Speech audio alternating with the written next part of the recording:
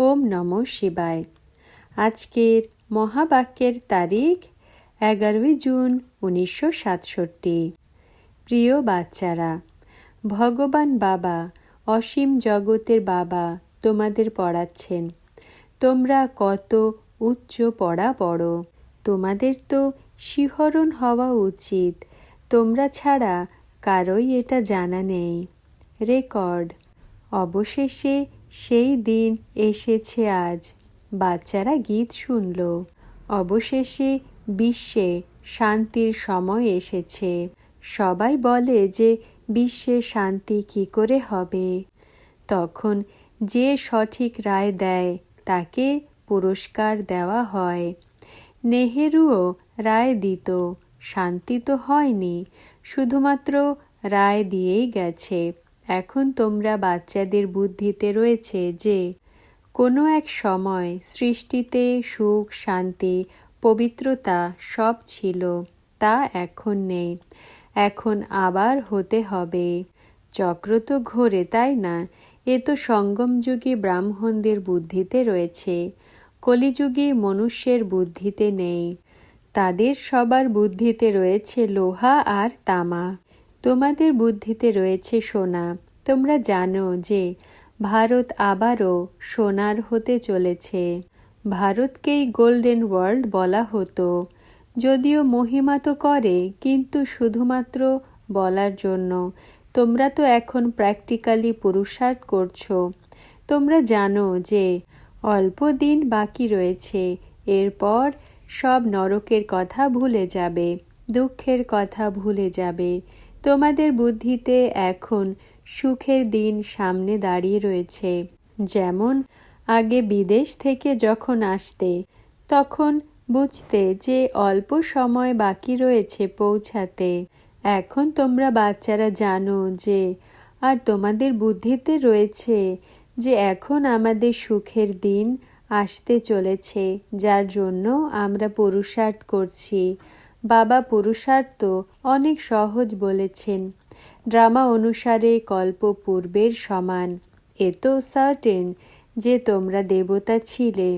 দেবতাদের কত মন্দির তৈরি হচ্ছে।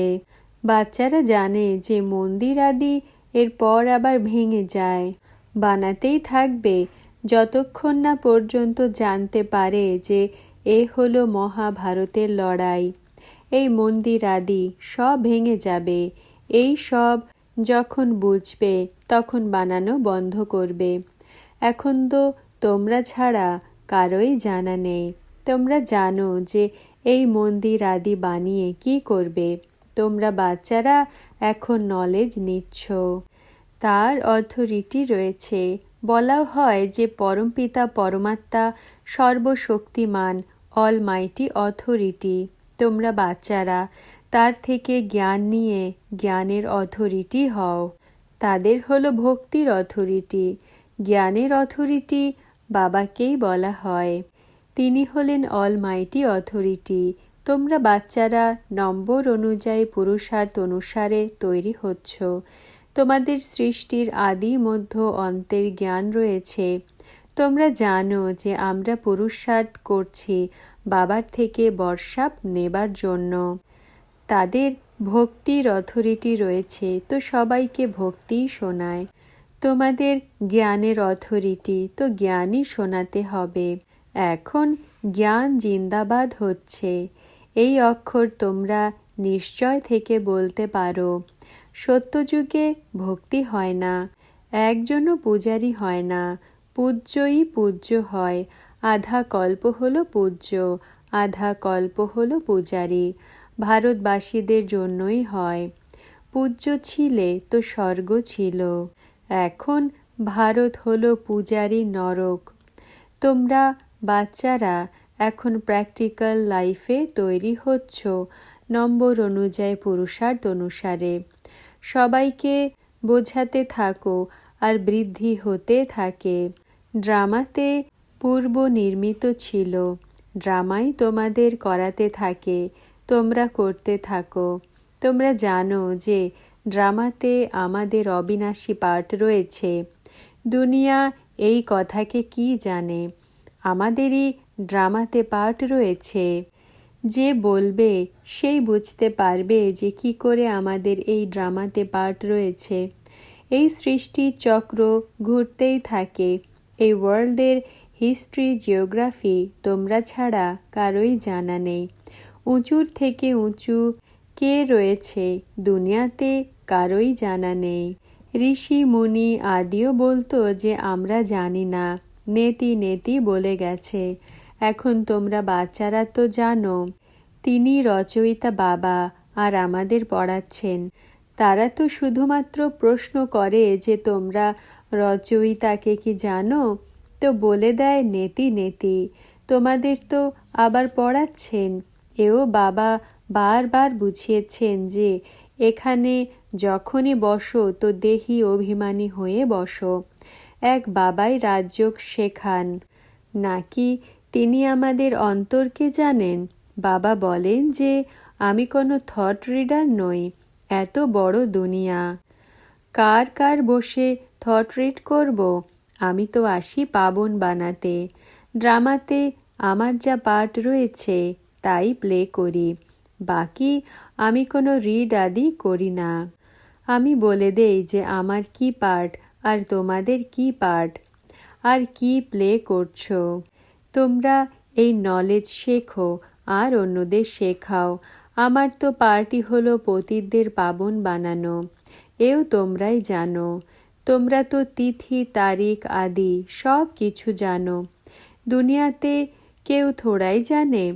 তোমাদের বাবা শেখাচ্ছেন। আবার যখন এই চক্র পুরো হবে আবার বাবা আসবেন। এই সময় যে সিন চলছে তা আবারও কল্প পরে চলবে। 1 সেকেন্ড মেলে না দ্বিতীয়র সাথে। এই নাটক ঘুরতেই থাকে। তোমরা বাচ্চারা অসীম জগতের নাটককে জানো, তবুও তোমরা বারবার ভুলে যাও। বাবা বলেন যে তোমরা শুধুমাত্র স্মরণ করো যে আমাদের হলেন বাবা। তিনি টিচারও আবার তিনি গুরুও। তোমাদের বুদ্ধি ওই দিকে চলে যাওয়া উচিত। আত্মা খুশি হয় বাবার মহিমা শুনে। সবাই বলে আমাদের বাবা বাবাও, টিচারও, আবার তিনি পতিত পাবন সদ্গুরুও। তিনিই হলেন সত্য। পড়াও হলো সত্য আর সম্পূর্ণ। ওই মনুষ্যদের পড়া তো হলো অসম্পূর্ণ।